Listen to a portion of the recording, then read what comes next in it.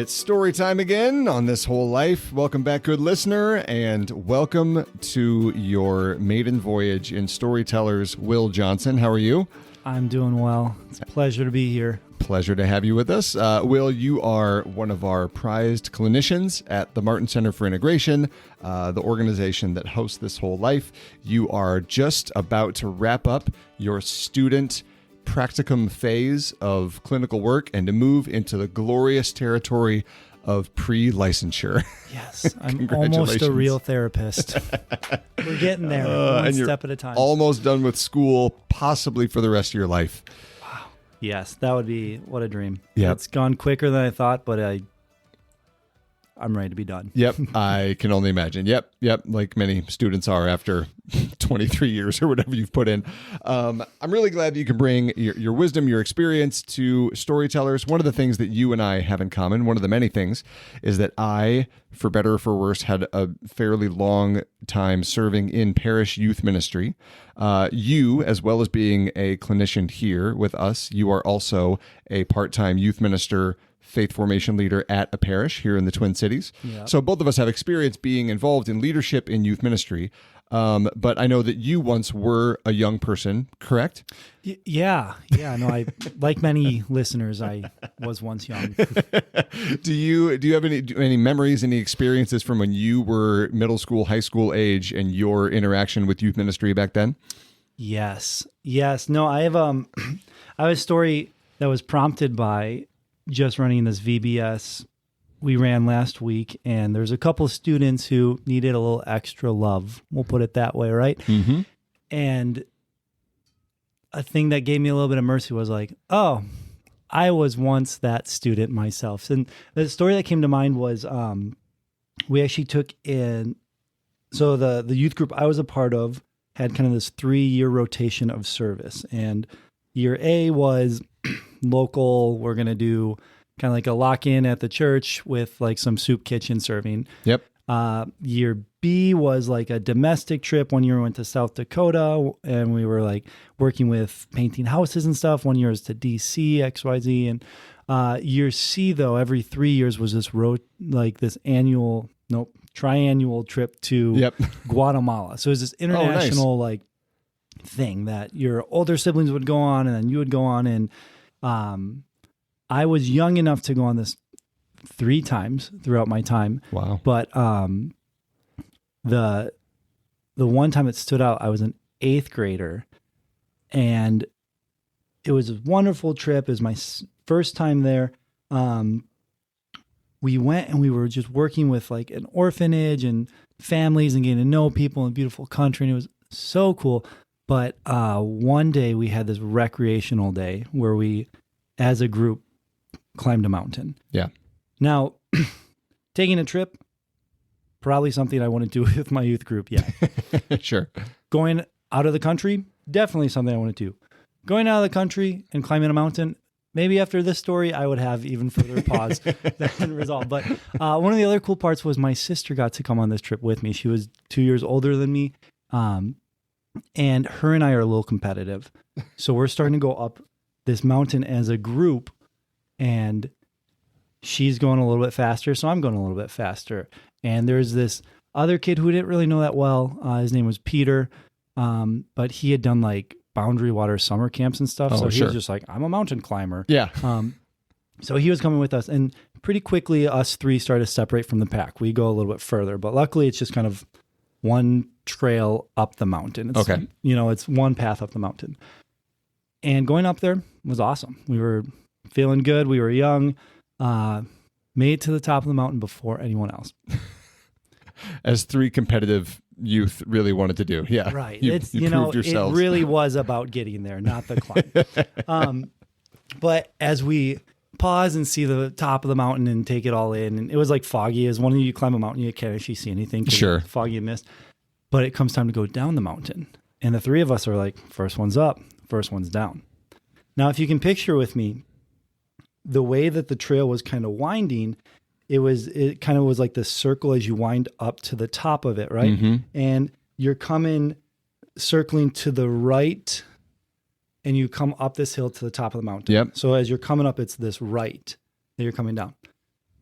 a more developed brain would realize to go down the mountain, you take a left then.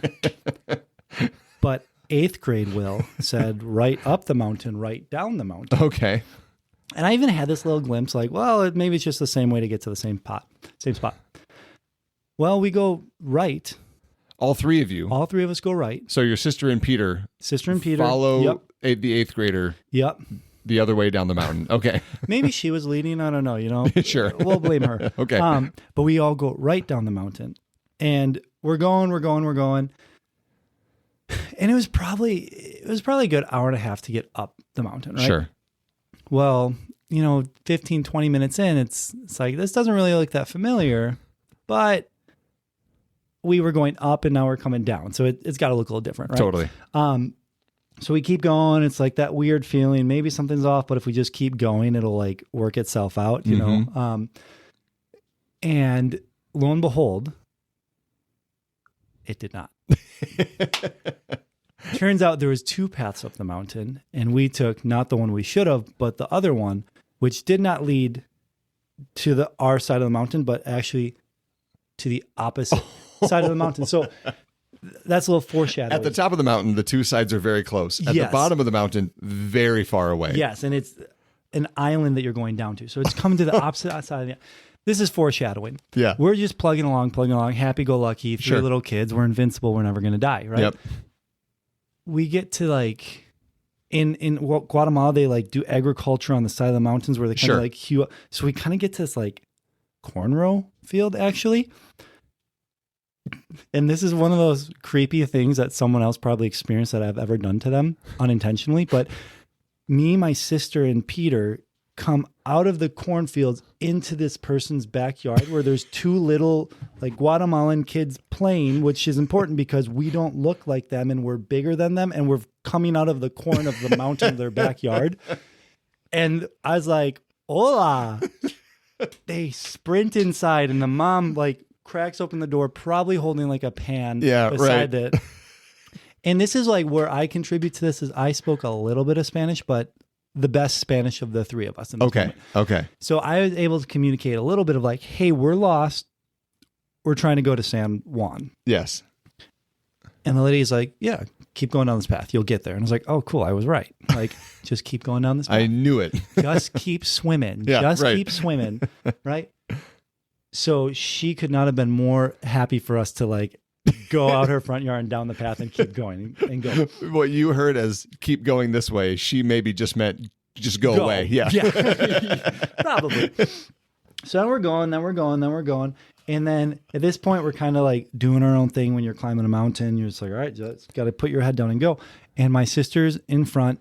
I'm in the middle. Peter's behind.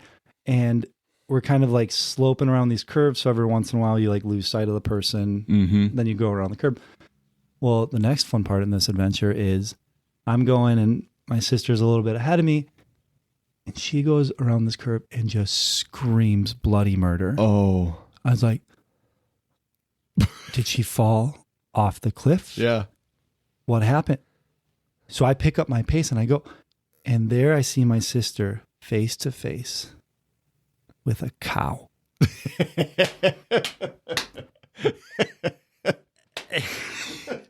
And behind this cow is this little farmer guy bringing his cow up the mountain.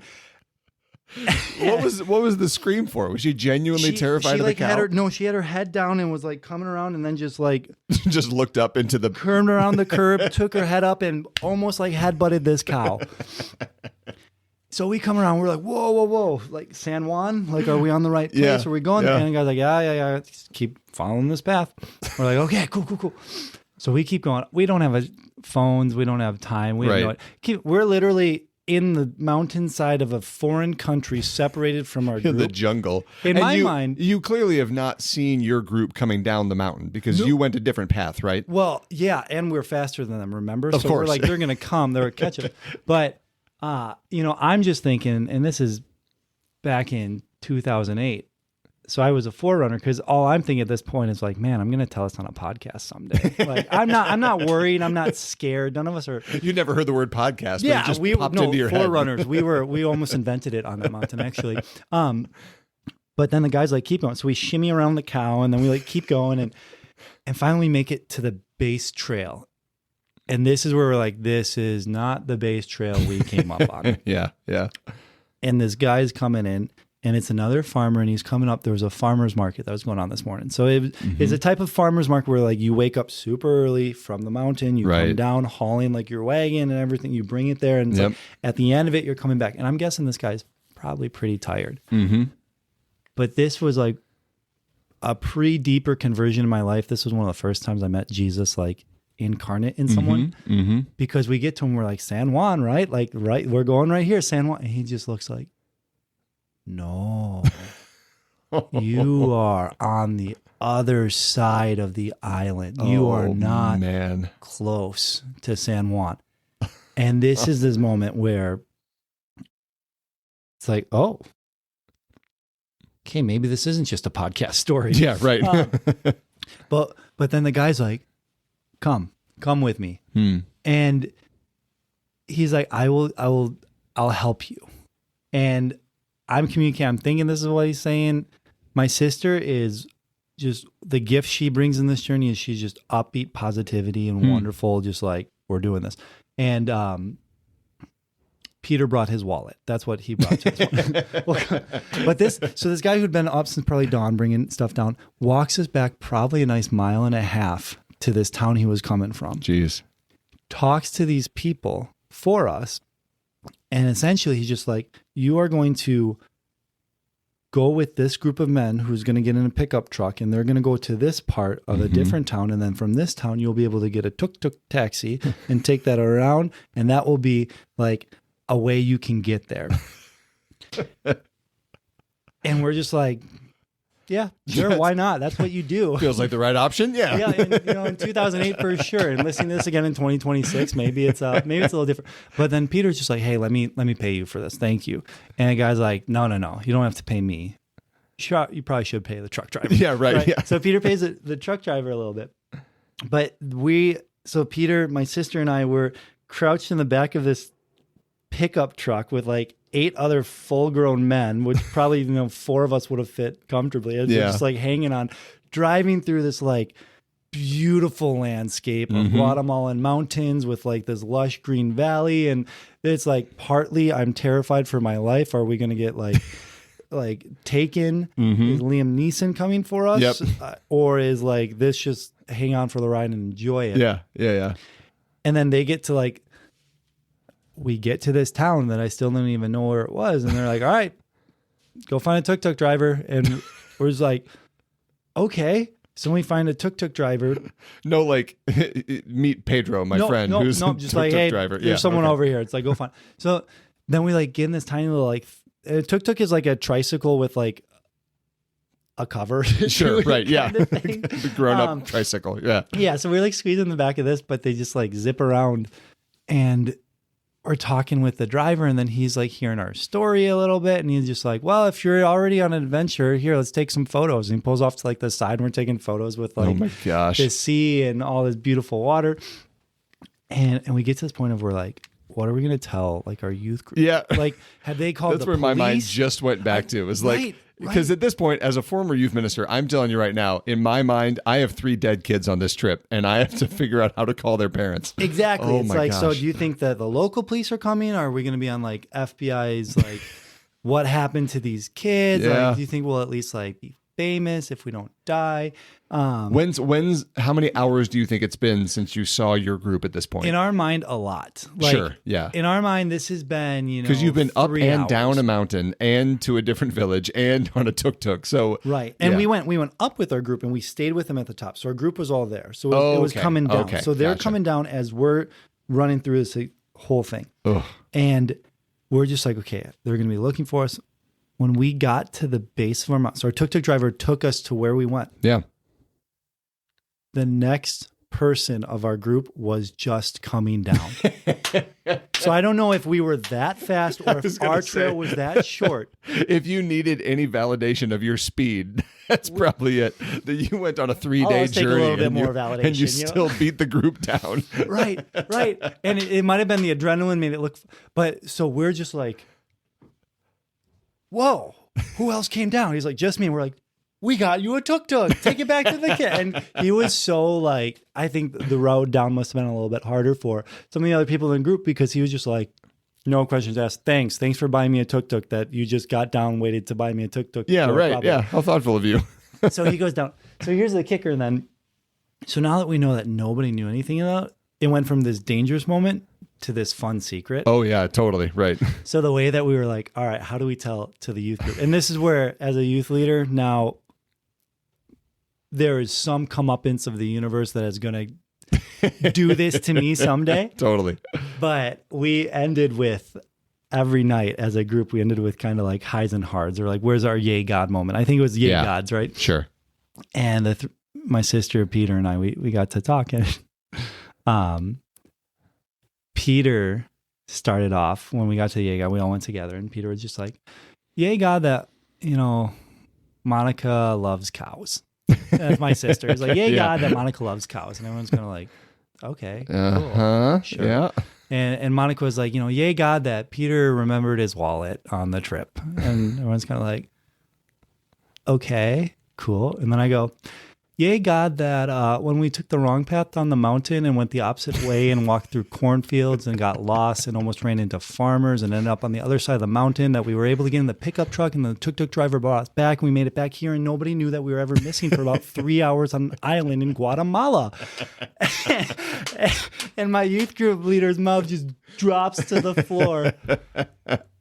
And he takes a breath, and it was like a married couple, and I think the wife probably like put a hand on his back. And he just had this composure of like, well, Will, I don't know if I ever needed to actually hear that story, but I'm glad you guys are okay.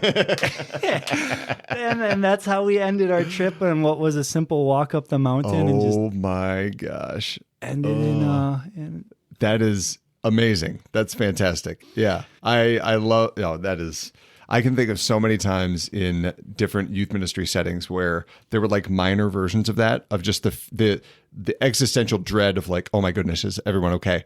Thanks be to God, everyone was okay. That I've never had. I almost lost a kid at Vacation Bible School because he went to the bathroom and didn't tell me. Yeah. And I was freaking out. And even that, right? Yeah. Right. And I was like, we were in a different country on an island and didn't speak the language. And, it's just, God just, if there's ever reassurance, like, was God ever present in my life? He's like, yes, I was. Very much so. That pickup could have taken you three straight to El Salvador, right? Totally. Yeah. Yeah. Oh, man. That cow could have pushed us off the cliff, Well, I am really glad that you survived. And I'm glad that you made it down, that you didn't give your youth minister a heart attack. And I'm glad that you, for whatever reason, felt the call to go into youth ministry yourself after all that. Yeah. It's just, paying it forward and taking the next generation, I guess. Holy smokes. Oh my gosh. Well, thank you for sharing your story. Whenever you take your children on a hike, as I know your family loves the outdoors, just keep everyone in a tight little group, buddy system. We'll count off every time. Oh my gosh. Thanks for sharing, brother. Yeah. Thanks for listening, friends. God bless you out there.